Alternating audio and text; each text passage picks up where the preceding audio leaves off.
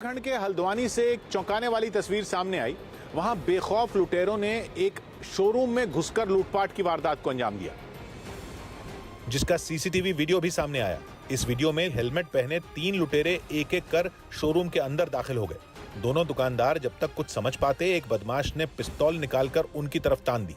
इसी बीच दूसरे लुटेरे ने भी पिस्तौल निकाल ली। पिस्तौल देखकर दोनों दुकानदार सहम गए और उन्होंने कैश काउंटर खोलकर लुटेरों के हवाले कर दिया।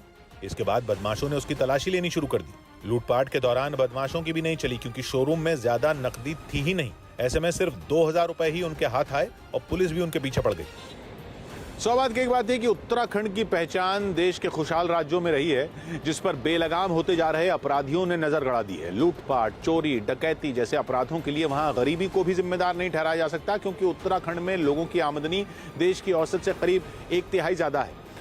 उसके बाद भी अपराध बढ़ने का एक ही मतलब है कि वहां या तो निकम्मे और आपराधिक मानसिकता वाले नौजवानों की संख्या बढ़ रही है, या फिर पड़ोसी राज्यों के बदमाशों की सक्रियता वहां बढ़ गई है। अभी जिस हल्द्वानी शहर में तमंचा दिखाकर बदमाशों ने लूटपाट की, उसे उत्तराखंड के कुमाऊं क्षेत्र का प्रवेश द्वार कहा जाता है। रेल और सड़क की बेहतर कनेक्टिविटी की वजह से हल्द्वानी उत्तराखंड का बड़ा कारोबारी शहर है। उत्तराखंड की सबसे बड़ी फल और सब्जी मंडी हल्द्वानी में ही है। वहां कारोबार इसलिए फल फूल रहा है क्योंकि इलाका बदमाशों से सुरक्षित रहा है। अब उसी सुरक्षा पर सवाल खड़े हो रहे हैं। लूटपाट की घटनाओं से कारोबारी दहशत में है। उनके मन का डर खत्म करने के लिए लुटेरों, बदमाशों के दिल में कानून का डर पैदा करना जरूरी है, क्योंकि बदमाशों का डर नहीं खत्म हुआ तो बिजनेस करने लायक जो माहौल चाहिए वो खत्म होने लगेगा। इंग्लैंड के साथ टेस्ट सीरीज के चौथे मैच के पहले दिन इंग्लैंड के ऑलराउंडर बेन स्टोक्स और भारतीय कप्तान विराट कोहली के बीच मैदान पर बहस छिड़ गई। बेन स्टोक्स इंग्लैंड के कप्तान जो रूट के आउट होने के बाद क्रीज पर आए थे। मैच के पहले ही दिन टेस्ट भारत की मुट्ठी में दिखने लगा। इंग्लैंड की पूरी टीम केवल 205 रन पर ढेर हो गई और इंग्लैंड के 6 बल्लेबाजों का स्कोर 10 रन से भी कम रहा। पिछले मैच में कहर बरपाने वाली अश्विन और अक्षर की जोड़ी इस बार भी शानदार रही। अक्षर पटेल ने पहली पारी में 68 रन देकर 4 विकेट लिए और रविचंद्रन अश्विन ने 47 रन देकर इंग्लैंड के 3 बल्लेबाजों को आउट किया। 2 विकेट मोहम्मद सिराज के खाते में भी गए, जिन्होंने 45 रन खर्च किए, जबकि केवल 7 ओवर गेंदबाजी करने वाले वॉशिंगटन सुंदर ने भी 14 रन देकर 1 विकेट ले लिया। दिन का खेल खत्म होने से पहले टीम इंडिया ने भी 12 ओवर बल्लेबाजी की और 1 विकेट खोकर 24 रन बना लिए। शुभमन गिल भारतीय पारी के पहले ही ओवर में बिना खाता खोले आउट हो गए। 5 चुनावी राज्यों में एक पश्चिम बंगाल के राज्यपाल जगदीप धनखड़ ने न्यूज 18 से बातचीत की और उन्होंने दावा किया कि पश्चिम बंगाल की मुख्यमंत्री ममता बनर्जी के साथ उनके निजी रिश्ते काफी अच्छे हैं, लेकिन दोनों ही अपने अपने पद और दायित्वों के दायरे में रहकर काम कर रहे हैं। Very cordial, very cordial. व्यक्तिगत संबंध में किसी प्रकार का इंप्रूवमेंट की गुंजाइश नहीं है, because they are at peak. जहां तक ऑफिशियल वर्किंग का मामला है, हम सभी हमारे शपथ से बंधे हुए हैं। मेरी शपथ है भारत के संविधान को प्रिजर्व करना, प्रोटेक्ट करना और डिफेंड करना। माननीय मुख्यमंत्री जी की शपथ है संविधान के अनुरूप काम करना। हम दोनों के कामकाज में यदि अगर कहीं एक दूसरे को हमने आगाह किया है, उसको टकराव की संज्ञा देना, मैं समझता हूं भारत के संविधान की मूल भावना को न समझना है। इस इंटरव्यू में राज्यपाल जगदीप धनखड़ ने सभी पार्टियों से अनुरोध किया कि बंगाल में चुनाव की पूरी प्रक्रिया शांतिपूर्वक संपन्न की जाए। उन्होंने भरोसा भी जताया कि बंगाल में चुनाव लड़ रही सभी पार्टियों का नेतृत्व परिपक्व नेताओं के हाथ में है। It is mature leadership in the communist party, in the ruling party, in the Congress party and in the BJP. और मेरे मन में कोई शंका नहीं है कि इन पार्टियों का नेतृत्व है राज्यपाल को अनलाइटन करने में पूरी तरह सक्षम है। एंड मैं सबके संपर्क में हूं, तो क्या होगा वो एक अलग मामला है, बट ये सब शांति से हो। बंगाल में शिवसेना ने ममता बनर्जी के समर्थन का ऐलान किया। महाराष्ट्र में कांग्रेस के समर्थन से सरकार चला रही शिवसेना पश्चिम बंगाल में टीएमसी का साथ देगी। पार्टी ने ऐलान किया कि वो राज्य में विधानसभा चुनाव नहीं लड़ेगी। हमारी जितनी भी ताकत है वहाँ, वो हम ममता दीदी के साथ खड़ी करेंगे। शिवसेना के फैसले को बीजेपी ने तुरंत लपक लिया और उसे हिंदुत्व की याद दिला दी। जय श्री राम का नारा से खिसियाने वाली दीदी को समर्थन करना काफी दूर निकल चुकी है। केरल में ईडी ने पूर्व मंत्री और इंडियन यूनियन मुस्लिम लीग के विधायक वीके इब्राहिम कुंजू को पूछताछ के लिए नोटिस भेजा। उनसे ये पूछताछ मनी लॉन्ड्रिंग के आरोप में 22 मार्च को कोच्चि में होगी। मुंबई के नगर निगम बीएमसी के एक अधिकारी को छेड़खानी के आरोप में गिरफ्तार कर लिया गया। ईपीएफओ ने मौजूदा वित्त वर्ष के लिए ब्याज दर नहीं घटाई और इसे 8.5% पर बरकरार रखा। बिहार के आरा में मोटरसाइकिल पर आए कुछ बदमाशों ने 2 बहनों को गोली मार दी। ये दोनों बहनें शादी समारोह से घर लौट रही थीं। इस घटना में दोनों बुरी तरह घायल हो गईं। पाकिस्तान की T20 लीग PSL को कुछ समय के लिए स्थगित कर दिया गया। लगातार कोरोना के मामले सामने आने के बाद यह फैसला लिया गया। इस T20 टूर्नामेंट में सबसे पहले इस्लामाबाद यूनाइटेड टीम के फवाद अहमद कोरोना पॉजिटिव पाए गए थे, जिसके बाद अब 2 विदेशी खिलाड़ियों और 1 पाकिस्तान के कोच में भी इसके लक्षण पाए जाने पर यह फैसला लिया गया। उत्तर प्रदेश के आगरा में ताजमहल में बम रखे होने की खबर गलत निकली, जिसके बाद ताजमहल को एक बार फिर पर्यटकों के लिए खोल दिया गया। लेकिन इससे पहले जब पुलिस को सुबह सुबह एक अनजान शख्स ने वहां बम रखे होने की खबर दी तो हड़कंप मच गया और आनन फानन में पुलिस ने ताजमहल परिसर को खाली करा दिया, जिसके बाद वहां करीब 2 घंटे तक सर्च ऑपरेशन चला और ताजमहल के चप्पे चप्पे की तलाशी ली गई। ताजमहल के अंदर सीआईएसएफ के जवान, पुलिस के जवान, जो बम स्क्वाड की टीम है वो सर्च अभियान चला रही है। हालांकि पुलिस को जब इस बात की तसल्ली हो गई कि वहां कोई बम नहीं है तो पर्यटकों को फिर से ताजमहल में एंट्री दी जाने लगी।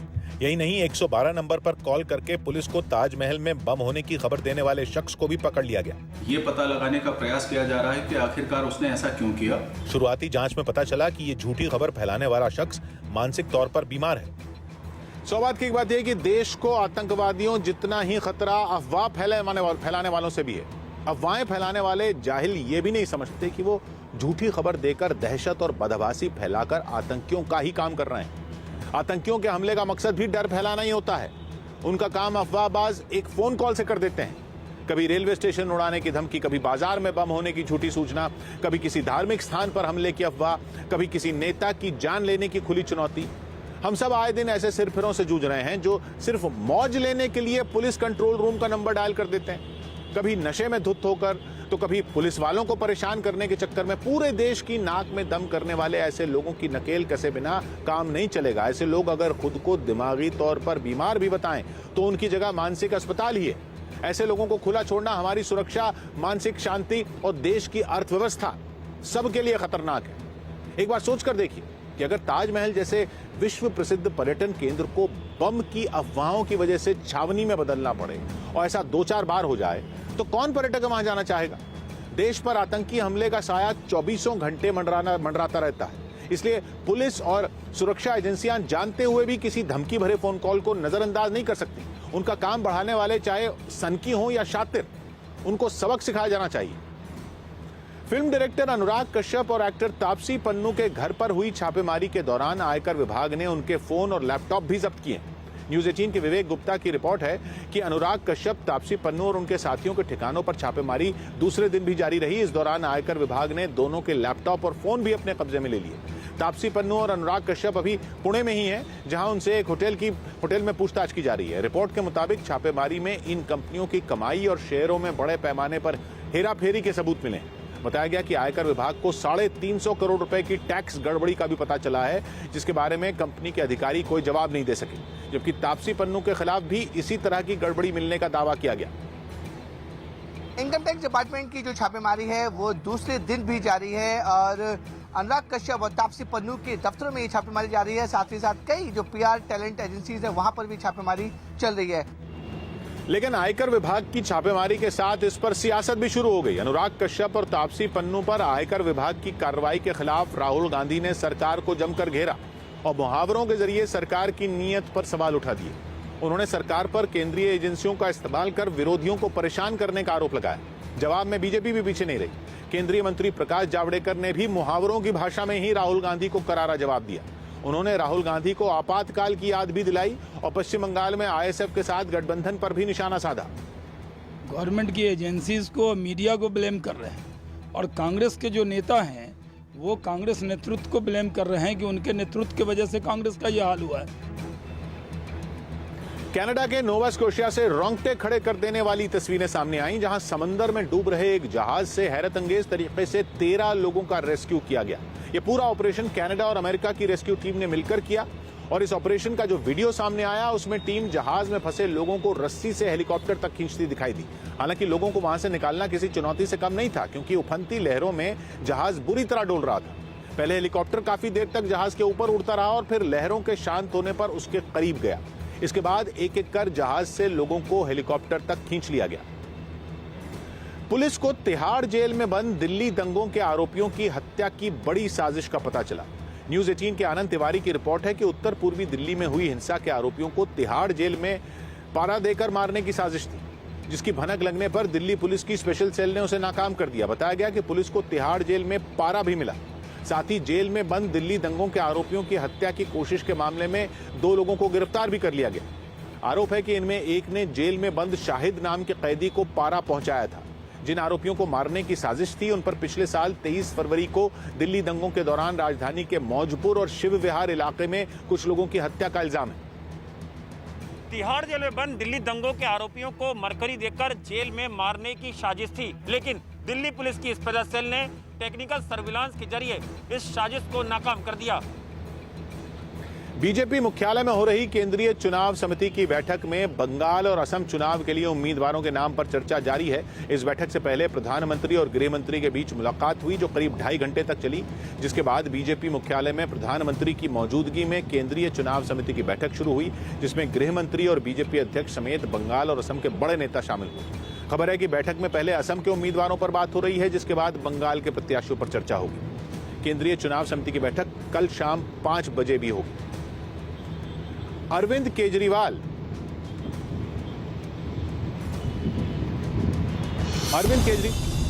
दिल्ली के मुख्यमंत्री अरविंद केजरीवाल और उनके माता पिता ने लोकनायक जयप्रकाश नारायण अस्पताल में कोरोना वैक्सीन लगवा ली। सीएम को कोविशील्ड की पहली डोज दे दी गई। दिल्ली के एलएनजेपी अस्पताल में, जहां पर अरविंद केजरीवाल अपने माता पिता के साथ पहुंचे हैं, उन्होंने वैक्सीन लगाई है। कोरोना का टीका लगवाने के बाद सीएम अरविंद केजरीवाल ने लोगों से अपील की कि वो महामारी से छुटकारा पाने के लिए वैक्सीन लगवाएं। हमें किसी तरह की कोई परेशानी नहीं हुई, आप लोग देखते हैं आपके सामने, इसमें अब डरने की कोई बात नहीं है। इस बीच दिल्ली बीजेपी अध्यक्ष आदेश गुप्ता ने मुख्यमंत्री को याद दिलाया कि उन्होंने राजधानी के लोगों से एक वादा किया था। उन्होंने सभी दिल्ली वासियों को कहा था हम फ्री कोरोना वैक्सीन लगाएंगे।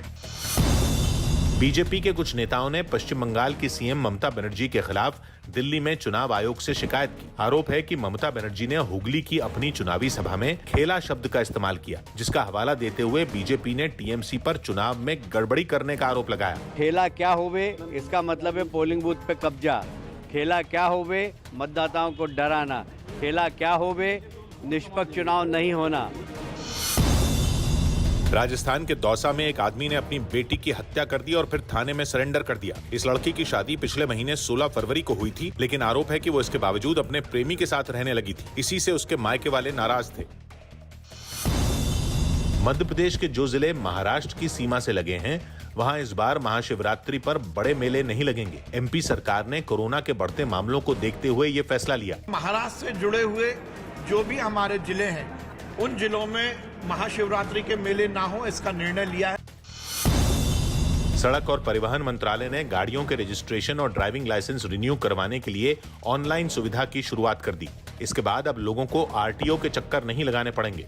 हालांकि इस सेवा के इस्तेमाल के लिए आधार कार्ड होना जरूरी होगा।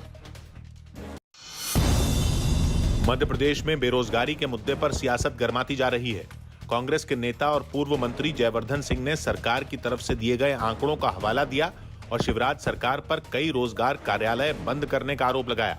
51 जिलों में रोजगार के कार्यालय हैं, उनमें से 36 बंद किए जा रहे हैं कार्यालय। जवाब में बीजेपी ने भी पलटवार किया और प्रदेश में रोजगार से जुड़ी दिक्कतों का ठीकरा पहले की कांग्रेस सरकार पर ही फोड़ दिया। कांग्रेस की सरकार ने जिस प्रकार से बेरोजगारी की समस्या से अपना ध्यान हटाकर रोजगार देने के सभी प्रकल्प बंद किए थे, उसके आंकड़े सामने आ रहे हैं। हरियाणा के झज्जर से चौंका देने वाली तस्वीरें सामने आईं। वहां एक दुकान में लूटपाट करने पहुंचे बदमाश पर उल्टा दुकानदार ने ही फायरिंग कर दी। लूटपाट के इरादे से दुकान में घुसे बदमाश ने दुकानदार पर पिस्तौल तान दी। जिसके बाद खुद को बचाने के लिए उसने बदमाश पर फायर कर दिया। इस घटना का जो सीसीटीवी वीडियो सामने आया उसमें साफ दिखा कि मुंह को कपड़े से ढका बदमाश काउंटर पर बैठे दुकानदार के पास पहुंचा और फिर उसके ऊपर पिस्तौल तान दी। दुकानदार ने बताया कि उसने उस पर फायर करने की कोशिश की थी। उसने फायर करने की नीयत से मेरे ऊपर प्रेस करा, अटक गया, किसी कारणवश वो चला नहीं। हादसे के बाद दुकान के बाहर लोगों की भारी भीड़ जमा हो गई। कुछ देर में पुलिस भी वहां पहुंची और दुकानदार का बयान लेकर जांच शुरू कर दी। दुकानदार ने अपने बचाव में अपने लाइसेंसी उससे उस पर फायर किया। पुलिस जांच कर रही है। फायरिंग में बदमाश को 2 गोलियां लगीं और फिलहाल वो अस्पताल में भर्ती है। सौभाग्य की एक बात है कि देश में हथियार रखने का लाइसेंस ऐसे ही मौकों के लिए दिया जाता है ताकि बदमाशों से हम लोग अपनी जान और कारोबार की हिफाजत कर सकें। हालांकि ज्यादातर यही देखा गया कि लाइसेंसी हथियारों का इस्तेमाल हम लोग रौब गांठने और शादी ब्याह जन्मदिन के जश्न में फायरिंग करने के लिए ही करते हैं। कानून की नजर में जश्न मनाने के लिए लाइसेंसी हथियार से गोली चलाना गलत है, लेकिन खुद को बचाने के इरादे से गोली चलाने की छूट कानून भी देता है। और अगर आत्मरक्षा में चलाई गई गोली हमलावर को लग भी जाए तो कानून इसे गलत नहीं मानता। झज्जर पुलिस ने भी इसीलिए दुकानदार को गिरफ्तार नहीं किया, क्योंकि सीसीटीवी फुटेज देखने से यही लग रहा है कि उसने अपने आप को बचाने के लिए गोली चलाई थी। उसी वजह से दुकान में तमंचा लेकर घुसा बदमाश अपने मंसूबों में नाकाम रहा और भाग भी नहीं पाया। पुलिस अब यह पता लगाने में जुटी है कि हमलावर का इरादा सिर्फ दुकान लूटने का था या फिर दुकानदार से कोई रंजिश भी थी।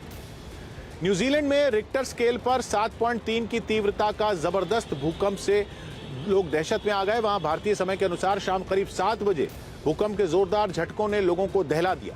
भूकंप के बेहद ताकतवर होने की वजह से वहां सुनामी आने की चेतावनी भी जारी कर दी गई और समंदर के पास मौजूद लोगों को तुरंत वहां से दूर या फिर ऊंची जगहों पर जाने को कहा गया। इतना ही नहीं, अगले निर्देश तक लोगों से अपने घर न लौटने की अपील भी की गई।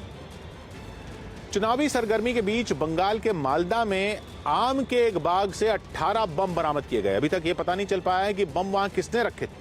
2 दिन पहले ही दक्षिण 24 परगना में आईएसएफ के एक नेता के घर से बम मिले थे और अब मालदा में आम के एक बाग से 18 बम मिले, जिन्हें वहां पर छुपा कर रखा गया था।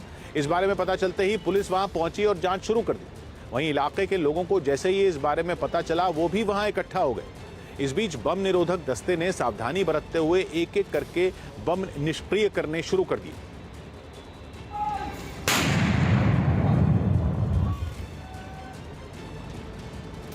तमिलनाडु में कांग्रेस और डीएमके के बीच सीटों के बंटवारे पर गतिरोध अब भी बरकरार है। न्यूज 18 के अरुण सिंह की रिपोर्ट है कि कांग्रेस तमिलनाडु में 30 से 34 सीटें मांग रही है, लेकिन खबर है कि डीएमके 20 से ज्यादा सीटें देने को तैयार नहीं है, जिसके पीछे पार्टी की दलील है कि 2016 में कांग्रेस को 41 सीटें दी गई थी, जिनमें वो सिर्फ 8 पर ही जीत पाई थी। सूत्रों के मुताबिक कांग्रेस अगर कम सीटों पर मान गई तो डीएमके उसको राज्यसभा की सीट ऑफर कर सकती है। चर्चा है कि डीएमके इस बार कांग्रेस को ज्यादा सीटें देकर सरकार बनाने की अपनी संभावना को खतरे में नहीं डालना चाहती, इसलिए वो खुद ज्यादा सीटों पर लड़ना चाहती है, क्योंकि 2019 के लोकसभा चुनाव में भी डीएमके ने 39 में 38 सीटें जीती थी। तमिलनाडु की 234 विधानसभा सीटों पर 6 अप्रैल को चुनाव। गुजरात के जूनागढ़ से दिल को सुकून पहुंचाने वाली कुछ तस्वीरें सामने आईं, जहां वन विभाग की टीम ने जाल में फंसे शेर के बच्चे को अपनी जान पर खेलकर बचाया। हैरानी की बात यह रही कि इस रेस्क्यू ऑपरेशन के वक्त शेरनी वहां से थोड़ी ही दूरी पर मौजूद थी, जो वन विभाग की टीम पर हमला भी कर सकती थी, लेकिन इसकी परवाह न करते हुए उन्होंने शावक को जाल से बाहर निकाल लिया। इससे पहले जाल में फंसा शेर का बच्चा बुरी तरह छटपटाता दिखा। उसने खुद को बचाने के लिए खूब हाथ पैर भी मारे, लेकिन सब बेकार रहा, क्योंकि उसका एक पैर जाल में बुरी तरह उलझा हुआ था। इसके बाद वहां वन विभाग के कुछ लोग पहुंच गए, जिनमें 2 लोग शावक के पैर को जाल से निकालने लगे, जबकि कुछ लोग वहां फंसे जाल को काटते नजर आए। कुछ देर बाद उन्हें कामयाबी मिल गई और जाल से निकलकर शावक जंगल की तरफ भाग गया। रहने के लिहाज से बढ़िया शहरों की लिस्ट में बेंगलुरु टॉप पर रहा। केंद्र सरकार ने ईज ऑफ लिविंग इंडेक्स 2020 यानी रहने के लिहाज से बढ़िया शहरों की सूची जारी की। 10 लाख से ज्यादा की जनसंख्या वाले शहरों में बेंगलुरु पहले स्थान पर रहा, जबकि शिमला को 10 लाख से कम आबादी वाले शहरों में पहले स्थान पर रखा गया।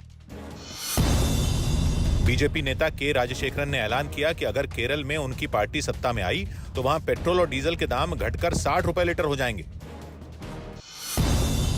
दिल्ली के नेबसराय इलाके में पिस्तौल से छेड़छाड़ करते समय एक आदमी ने खुद के पैर में गोली मार ली। इस घटना में वो घायल हो गया, लेकिन उसने पुलिस को उलझाने के लिए 2 लड़कों पर फायरिंग का आरोप लगा दिया था। पुलिस की जांच में ये बात भी सामने आई कि इस आदमी पर हत्या और आर्म्स एक्ट के 2 मामले दर्ज हैं। वेपन से छेड़छाड़ करते हुए एक्सीडेंटली खुद को घायल कर लिया और जिससे गोली उनकी टांग में लगी।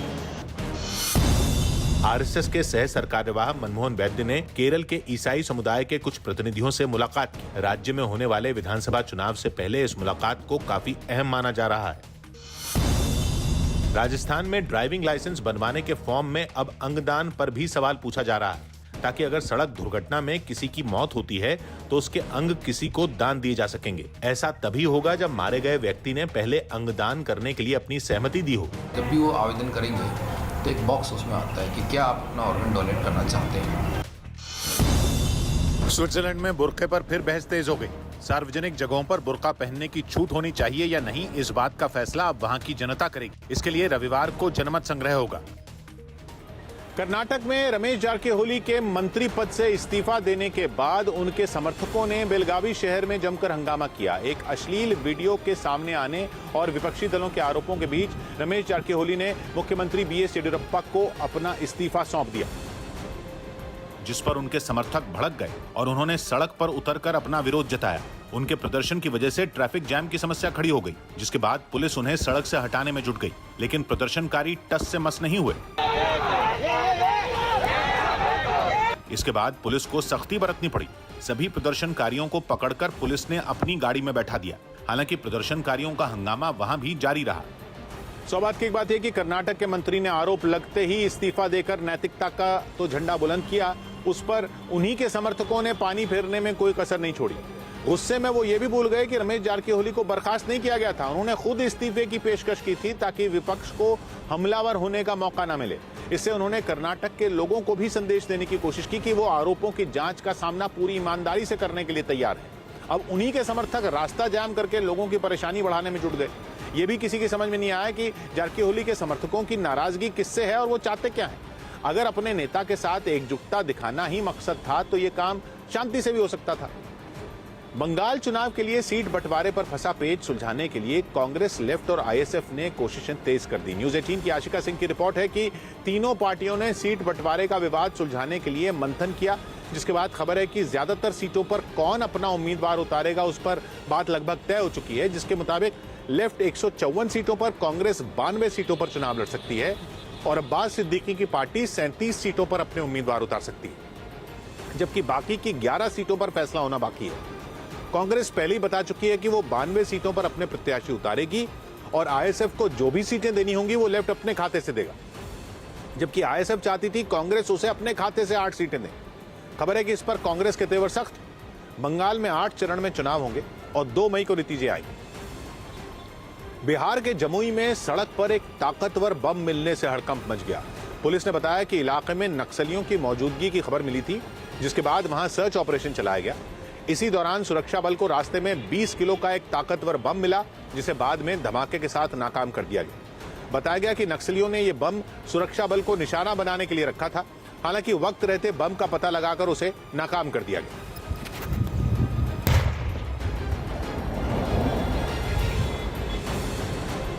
इस बार की सर्दियों में दिल्ली में स्मॉग वाले दिन कम रहे, लेकिन प्रदूषण के स्तर में कमी नहीं आई। Centre for Science and Environment ने दिल्ली के प्रदूषण का अध्ययन किया। न्यूज 18 की प्रियंका काटपाल की रिपोर्ट है कि दिल्ली में पिछले साल 19 दिन स्मॉग वाले रहे थे, जबकि इस बार ऐसे दिनों की गिनती केवल 10 रही। लेकिन गंभीर स्तर पर प्रदूषण पहुंचने वाले दिनों की गिनती में खास अंतर नहीं आया। पिछली बार ऐसे दिनों की गिनती 25 थी, जो इस बार कम होकर 23 दर्ज की गई। लॉकडाउन के कारण पिछले साल की गर्मियां साफ रही थी और प्रदूषण का स्तर काफी कम था, इसलिए उम्मीद की जा रही थी कि इस बार सर्दियों में भी हवा पहले के मुकाबले काफी साफ रहेगी, लेकिन यह अंदाजा गलत साबित हुआ।